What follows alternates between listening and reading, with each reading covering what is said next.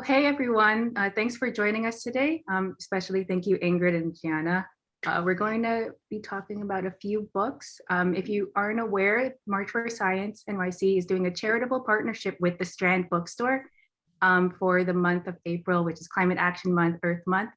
And what that means is that we've given suggestions for over 20 books that we recommend for more reading on, taking climate action and climate awareness and what you can do as part of the movement. And any purchases that you make to the Strand bookstore on those books, 20% of those profits come back to us for our nonprofit programming. So we're really excited about this partnership. A lot of us are huge, fans of the Strand, huge readers, huge book nerds, and a lot of us love the books that we're going to be talking about today. And we can get started. What are some of the books that some of you are most excited to talk about? Yeah, so I know that for a lot of us on the team, Parable of the Sower came up across the board, as well as Parable of the Talents, which I think is really great. I don't know about you too, but I only read this book recently. I'd always heard about Octavia Butler's work, but really only decided to dive into it over like the past winter.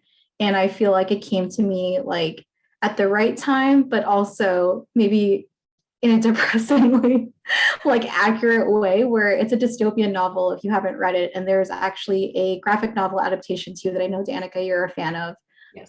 But it takes place at a time where there are just scarce resources, and the main protagonist, whose name is escaping me right now, I think it's Lauren. Is that right? Yeah. Is really navigating like growing up as a woman during climate crisis, and kind of like all these intersections between faith and gender roles and like just survival, I think take part. But I don't know what you all thought about it, but when I read it, I feel like a lot of things like really hit home and like have been reoccurring for me the more I've spent time with it. Yeah, I totally agree. I know that Octavia Butler a lot of the time gets called prescient, or she's talked about how sci-fi is a speculative thing to try to ward people away from disastrous things that we're heading towards now. So it's crazy that it was written in 1989. I also read it in 2020, and it's based in 2024, and it looks so closely related to how things are now, like a climate-torn world. And she's talking about a worst case, but she's talking about like wildfires that you see, like orange skies, or like an economy that is kind of prioritizing profits over safety or healthcare, or like expensive police, and yet there is fear of the police. Like there's so many parts of this that are so relevant to today that it's impressive. And I think the graphic novel does a great job of this too, of showing, in its visuals, and it's really graphic kind of activist art style, like the fears, the expressionism. It's kind of laid out like a journal, which, that's how the book is written. It's like a journal of this young activist who's come to terms with her world. Like older generations are feeling pessimistic about it, that the world's coming to an end, and she's trying to push for change and hope. And she's writing her thoughts down in this journal, and trying to connect with like indigenous practices.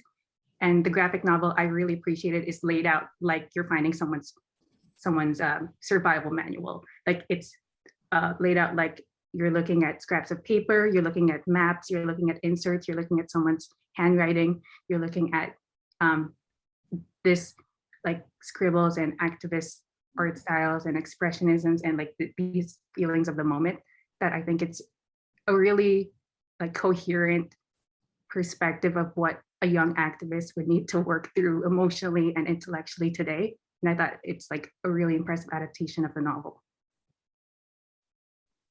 Yeah, sorry for rambling there a little bit, but no, that's great. Gianna, did you want to add anything? I haven't read the book yet, but it's like one of the top ones on my like book list that keeps just getting longer and longer. Same.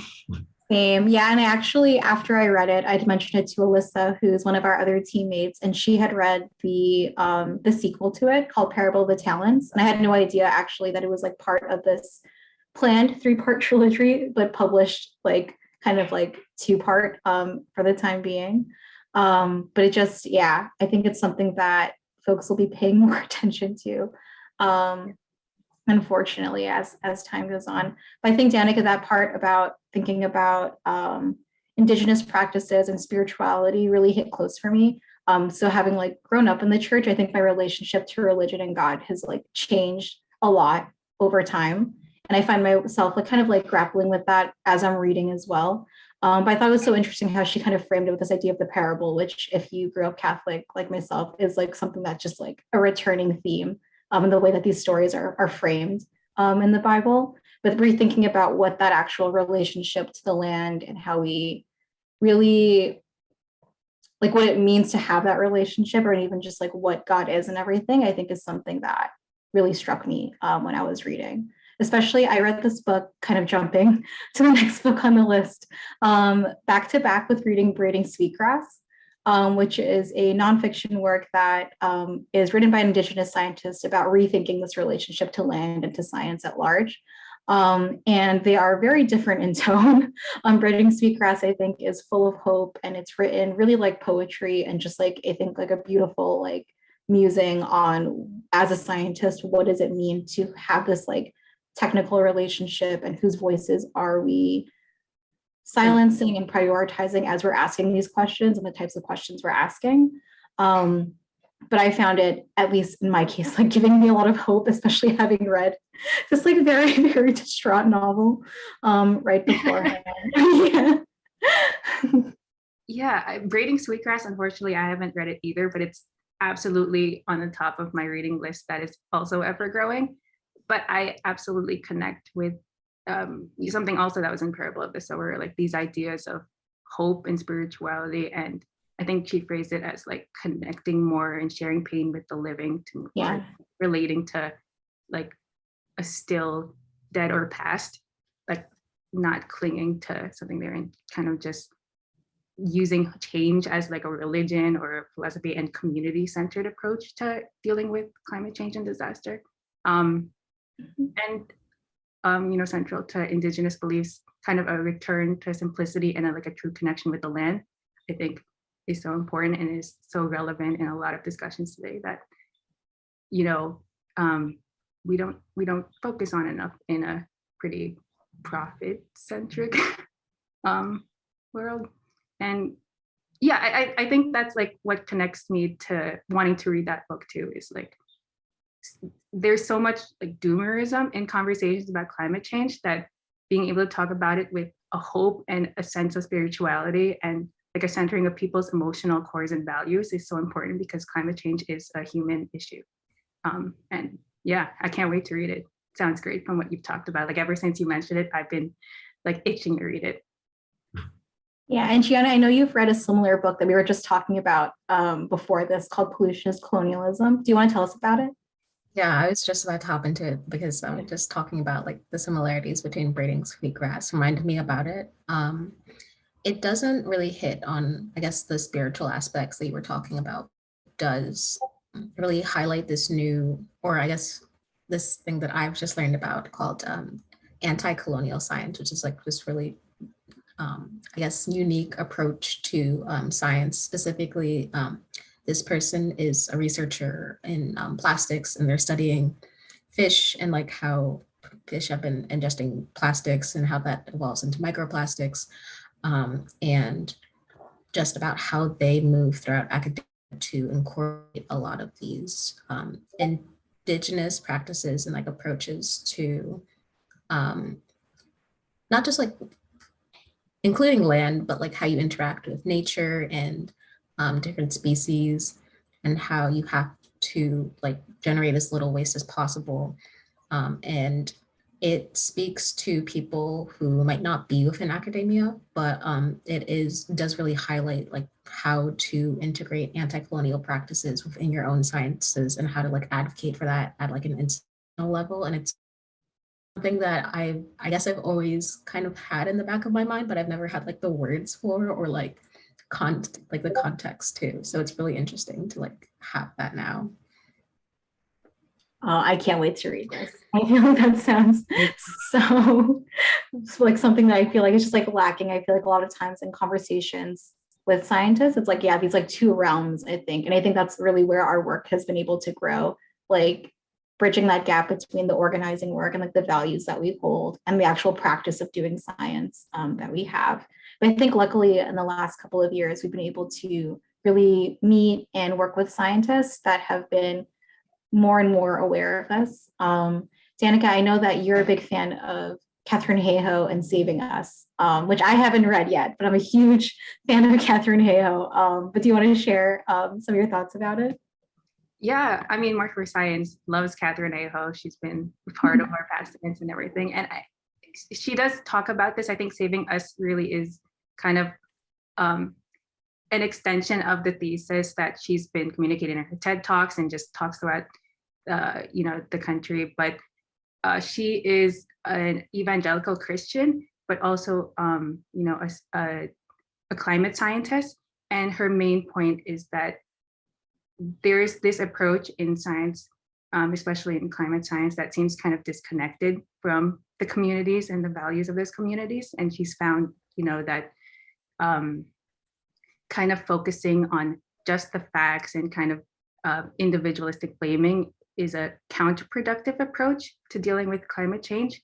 She's found, that being anti-panic, that being comforting, that to being relatable, to being community, to being aware of different social movements and things like that in your messaging about climate science has been so much more effective for, avoiding climate burnout, as we call it in a lot of activist spaces,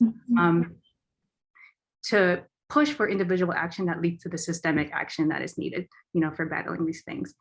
Like I think one example is that she was talking to this old minister in, sorry, looking at my notes.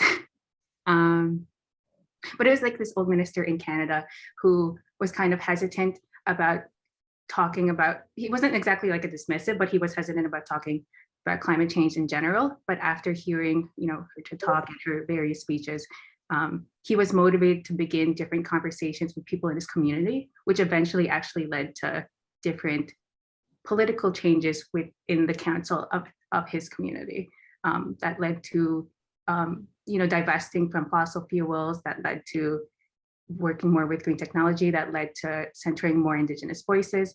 And I think that's so important to talk about, not only in the academia, but just in general, day-to-day life, being able to open those conversations about climate so that you get over that stigma, you get over like that tension, that stress, and make it something that is easy to talk about, is something that I know March for Science is passionate about, and that we're passionate about moving forward. Yeah, anyone have any thoughts there?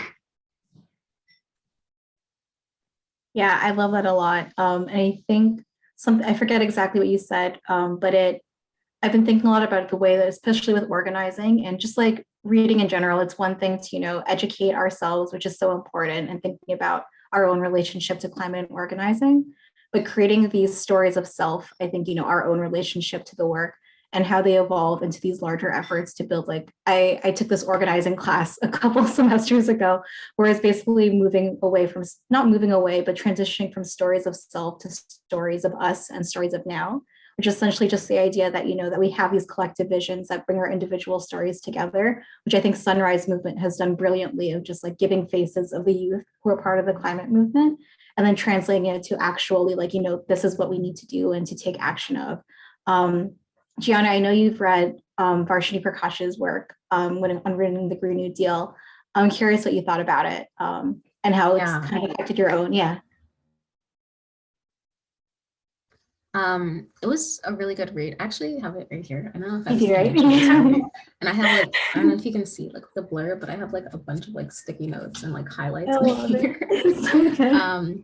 This was a book that I started like, I think at the beginning of quarantine, and I just like read through and like made a bunch of like notes. I really like it that it's not just from one author, but it's from a series of authors with like different perspectives of the climate movement itself, and like how they interact with it. There are a lot of activist voices, but there are also people who are like policy and based in just different sectors, and they each give their own opinion on, I guess, what has been done thus far. It talks about how a lot of climate policy is based in like racism and classism.